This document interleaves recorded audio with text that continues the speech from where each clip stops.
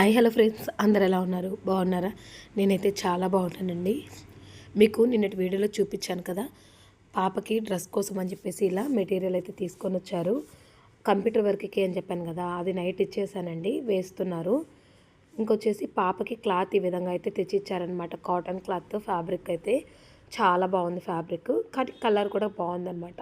Matching mother and daughter లాగా వేసుకోవాలని చెప్పేసి ఈ విధంగా అయితే ఇచ్చారు. వీడియోని ఎక్కడ స్కిప్ చేయకండి, టోటల్ అవుట్పుట్ కూడా మీకు చూపిస్తాను వీడియోలో.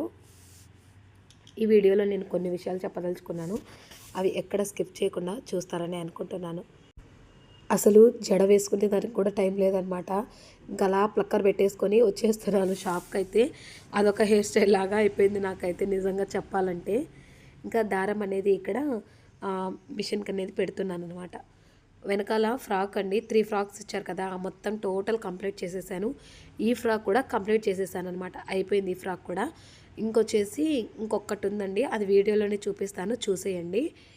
అది డ్రెస్ మెటీరియల్ అనమాట, దాన్ని కూడా నేను స్టిచ్ చేయాలి. అది అయిపోతే మా పిల్లలవి ఉన్నాయండి, మా వారిని కాదు మా రిషిది ఇద్దరిది కూడా ఉన్నాయి. నా పాత మొబైల్ చూపిస్తాను చూడండి, ఇదే అన్నమాట. కింద డిస్ప్లే అయితే ముందుకు వచ్చేస్తుంది, అందుకని చెప్పేసి ఇలా రబ్బర్ ఉంటుంది కదా, అదైతే వేసారనమాట. ఇంకా దీంతోనే షూట్ చేస్తూ ఉన్నాను ఇన్ని రోజులు కూడా. ఇంకా సరేలే అని చెప్పేసి మా ఆయన కొత్తది మొబైల్ అయితే తీపిచ్చారనమాట. జనవరి 1 రోజు అయితే తీసుకున్నాను. కటింగ్ అయితే చేసేసానండి, ఇంకా స్టిచ్చింగ్ ఒకటి మిగిలింది. సింపుల్గా చాలా నీట్గా చాలా బాగుంది ఫ్రాక్ అయితే. ఇంత సింపుల్ డ్రెస్, ఇంత సింపుల్ మెటీరియల్ని ఇలా కూడా డిజైన్ చేయొచ్చా అనేసి అనుకుంటారు అనమాట. నేను అలా డిజైన్ చేశాను. లాస్ట్లో చూస్తే మీకే అర్థమైపోతుంది. మన ఛానల్ని ఫస్ట్ టైం ఎవరైనా చూస్తున్నట్లయితే ముందుగా సబ్స్క్రైబ్ చేసుకోండి, అలాగే పక్కనే ఉన్న గంట సింబల్ని కూడా ఆన్ చేసుకోండి.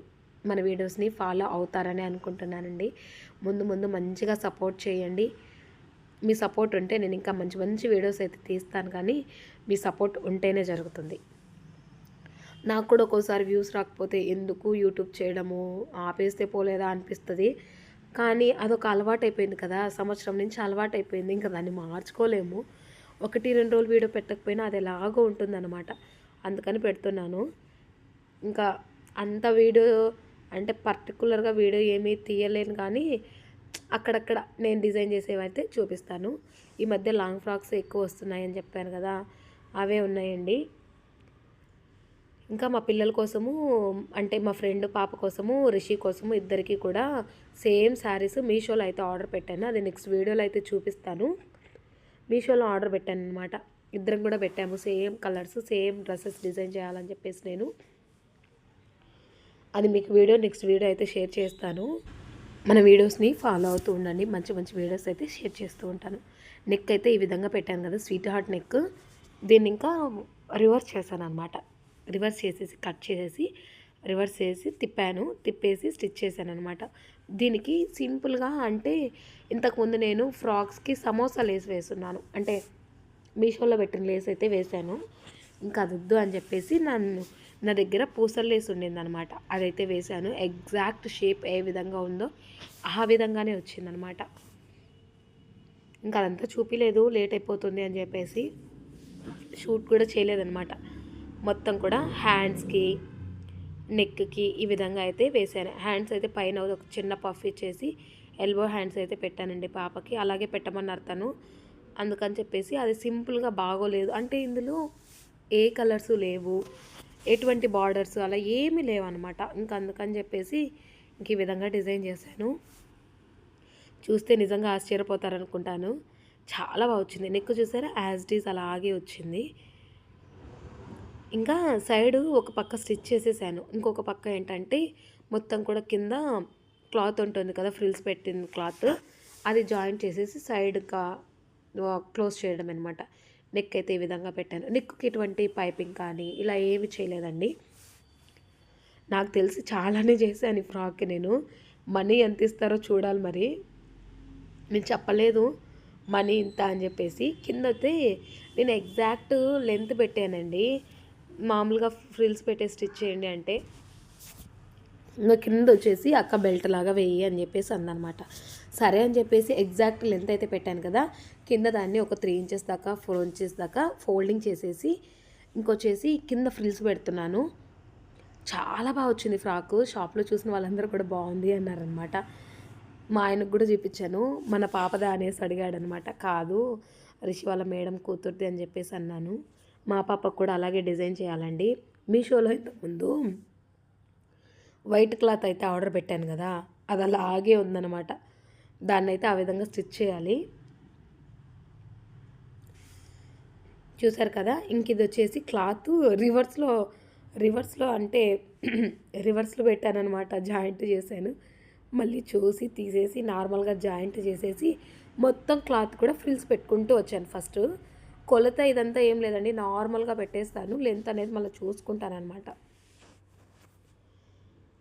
చూసారా. ఇంక దీనికంతా మళ్ళీ ఇది యాడ్ అయింది అనుకుంటాను, ఏమనుకోకండి. నేను ఒకటి చెప్తాను అని చెప్పేసి అన్నాను కదా, అది ఏంటి అంటే నేను వీడియోలు చూస్తూ ఉన్నానండి. అంటే యూట్యూబ్లో షూట్ చేయని టైంలో ఏం చేస్తానంటే నా మొబైల్లో యూట్యూబ్ ఛానల్ ఆన్ చేసేసి వీడియోస్ పెట్టుకుంటూ ఉంటానన్నమాట. వీడియోస్ పెట్టుకొని అదొక టైం పాస్ అలా స్టిచ్ చేసుకుంటూ ఉంటాను. అలా చూస్తూ ఉండగా ఒక ఛానల్ అయితే చూశానమాట. ఆ ఛానల్లో ఒక వీడియో అయితే ఉందండి. నిజంగా నాకైతే చాలా బాగా అనిపించింది. ఒక కథ అయితే చెప్పిందనమాట తను. అది కథ కాదండి, నిజంగా దాంట్లో నేర్చుకోవాల్సింది చాలానే ఉంది. నాకు అనిపించింది చాలానే ఉంది నేర్చుకోవాల్సిందని చెప్పేసి. ఇక్కడ చెప్తాను చూడండి. 2 రాళ్ళు ఉన్నాయంట, పెద్దవి రాళ్ళు ఉన్నాయి. శిల్పి అంటే బొమ్మల్ని చెక్తారు కదా రాళ్ళతో, విగ్రహాలు ఇలా అన్నీ చెక్తూ ఉంటారు కదా, అలా ఆ 2 రాళ్ళ దగ్గరికి పోయి అంటాడనమాట శిల్పి, నిన్ను ఒక నీకు ఒకటి రూపం తీసుకొని వస్తాను అని చెప్పేసి అంటాడనమాట. అంటే నాకొద్దు, ఆ నొప్పిని నేను తట్టుకోలేను. అంటే మనం ఏదైనా చేసేటప్పుడు ఇప్పుడు ఒక రూపం రావాలి అంటే దాన్ని గొడ్డలతో చెక్కుతూ ఉండాలి, దాన్ని ఒక రూపు తేవాలన్నమాట. అలా తెచ్చినప్పుడే దానికి అదొక కళ వస్తుంది. అలా అడిగితే నొద్దు, నేను ఆ నొప్పి భరించలేను అని చెప్పేసి అంటుందన్నమాట. ఇంకొకటి ఉంటే దాని దగ్గరికి వెళ్ళేసి అడుగుతాడనమాట, నేను నీకు ఒక రూపాన్ని తీసుకొని వస్తాను, నువ్వు కానీ ఆ నొప్పి భరించాలి అని చెప్పేసి అంటుందన్నమాట. అని చెప్పేసి చెప్తాడు అతను. చెప్తే ఏమంటాడనమాట, ఆ రాయి ఏమంటుంది, సరే ఆ నొప్పి ఉంటుంది కదా, ఆ నొప్పి కొద్దిసేపే కదా, తర్వాత మామూలే కదా అని చెప్పేసి భరిస్తాను, నన్ను తీర్చిదిద్దు అని చెప్పేసి అంటుందన్నమాట.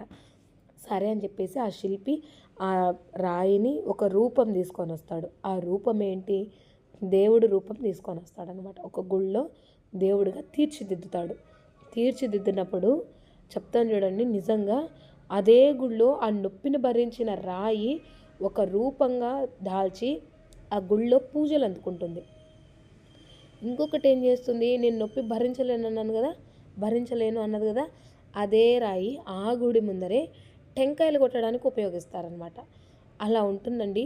నొప్పి భరించి కష్టపడి ఆ కష్టాలని ఆ నొప్పుల్ని భరించే వాళ్ళే ఒక ఒక స్థాయికి అనేది వస్తారనమాట. నిజంగా చెప్పాలంటే అవన్నీ భరిస్తేనే రేపటి రోజున భవిష్యత్తు బాగుంటుంది. అవన్నీ వద్దు, నొప్పిని భరించలేను, కష్టాలను తీసుకోలేను అన్న వాళ్ళు ఎవ్వరూ కూడా పైకి రారు. ఈ కథలో మనం నేర్చుకోవాల్సింది ఇదే అండి. నిజంగా చాలా అంటే చాలా బాగా అనిపించింది చెప్తున్నప్పుడు తను. నిజంగా తన నోటి నుంచి వింటేనే ఆ కథ అనేది నాకు బాగా అనిపించింది అనమాట. చూశారు కదా, నొప్పిని భరించిన రాయి గుళ్ళో దేవుళ్ళై కూర్చొని పూజలు అందుకుంటుంది. నొప్పిని భరించలేను అన్న రాయి ఏం చేస్తుంది, అదే గుడి బయట టెంకాయలు కొట్టడానికి ఉపయోగిస్తున్నారు. ఆ కొద్దిసేపటికి నొప్పి భరించి గుళ్ళో పూజలు అందుకుంటున్న రాయి, ఈ కాసేపు నొప్పిని భరించలేని రాయి ప్రతిరోజు కూడా నొప్పిని భరిస్తుంది. చూసారా, వయసులో ఉన్నప్పుడు మాత్రమే కష్టపడి మనం ఏదైనా కూడా చేయగలము. వయసు అంటే నొప్పి భరించలేను ఇప్పుడు అన్నప్పుడు రేపటి రోజున మనం ఏం చేసాము అని వెనక్కి తిరిగి చూస్తే మన భవిష్యత్తు ఏమీ ఉండదు, మన జీవితం ఏమీ ఉండదు, ఏమి చేయలేకపోయామే అన్న బాధే తప్పనిచ్చి ఇంకా ఏది ఉండదన్నమాట. అందుకే చెప్తున్నాను, వయసులో ఉన్నప్పుడే 4 రూపాయలు సంపాదించుకొని పెట్టుకోవాలి. ఇంకా ఒక 40 ఏళ్ళు వచ్చిన తర్వాత మనం చూసుకుంటే కనుక మన చేతిలో అంటే మన జీవితం ఏమి ఉండదన్నమాట. ఏమి చేయలేకపోయాము ఆ టైంలో అని చెప్పేసి బాధపడడం తప్పనిచ్చి ఇంకా ఏది ఉండదండి. నిజంగా ఇదొకటి చెప్పాలనుకున్నాను మీకు. ఇప్పుడు భర్త సంపాదిస్తేనే కూర్చొని తినాలి అలా ఏమి ఉండదన్నమాట. తనకు మన చేతనైనంత సహాయం భర్త ఒక్కడే సంపాదించాలి అన్నది ఏం కాదు. ఆడవారిగా మనము ఇంట్లో ఏం చేస్తున్నాం, పిల్లల్ని చూసుకొని ఇంట్లో ఉండడం అంటే నేను కూడా చూసుకుంటున్నాను కదా, పిల్లల్ని చూసుకుంటున్నాను, స్కూల్కి పంపిస్తున్నాను, ఇంట్లో చూసుకుంటున్నాను, భర్తను చూసుకుంటున్నాను, షాప్ మెయింటైన్ చేస్తున్నాను. ఇలా నేను మెయింటైన్ చేస్తున్నానని చెప్పడం కాదు, కానీ నేను కూడా చేస్తున్నాను. ఇంట్లో ప్రతి ఆడవారు చేసే పనులు నేను కూడా చేస్తున్నాను.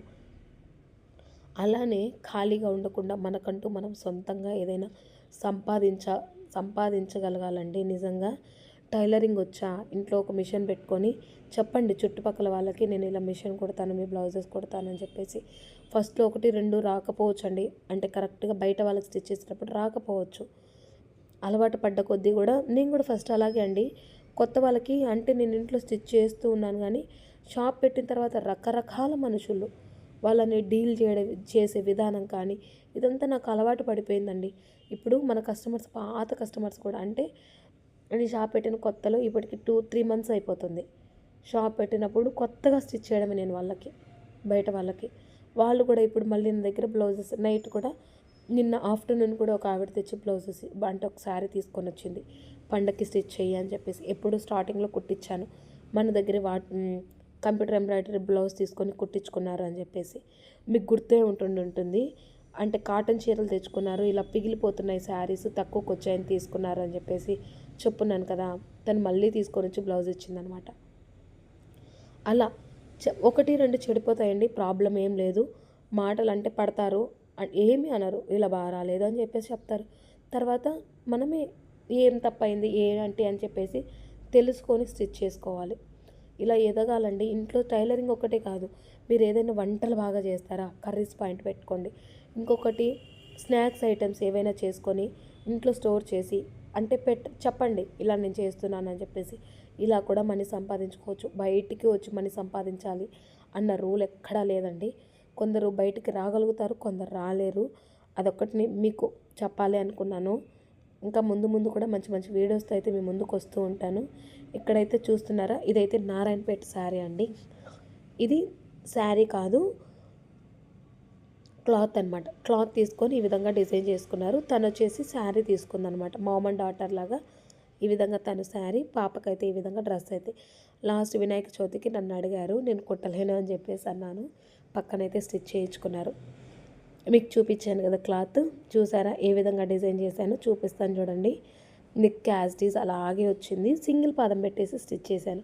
అందుకే లుక్ అనేది ఎక్కడ అంటే బాగా రాకుండా లేదనమాట. చూసారా ఈజీగా నీట్గా స్టిచ్ చేశాను అనమాట.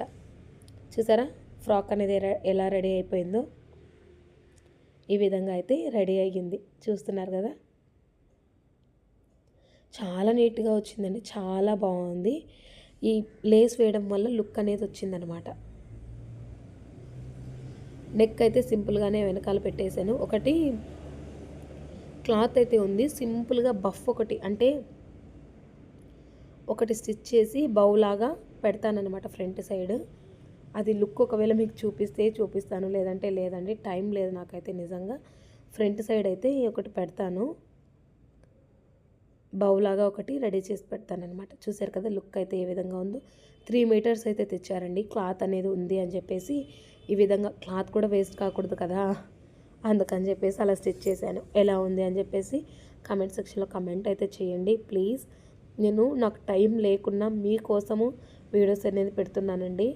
ఇక్కడైతే ఇదొక పంజాబీ డ్రెస్ మెటీరియల్ అండి. తను ఇంతకుముందు మన దగ్గర ఫ్రాక్స్ కుట్టించున్నారు శారీస్తో, అలా ఆ వీడియోస్ చూసే ఉంటారు. చిన్నవి 2 ఫ్రాక్స్ అయితే స్టిచ్ చేశాను.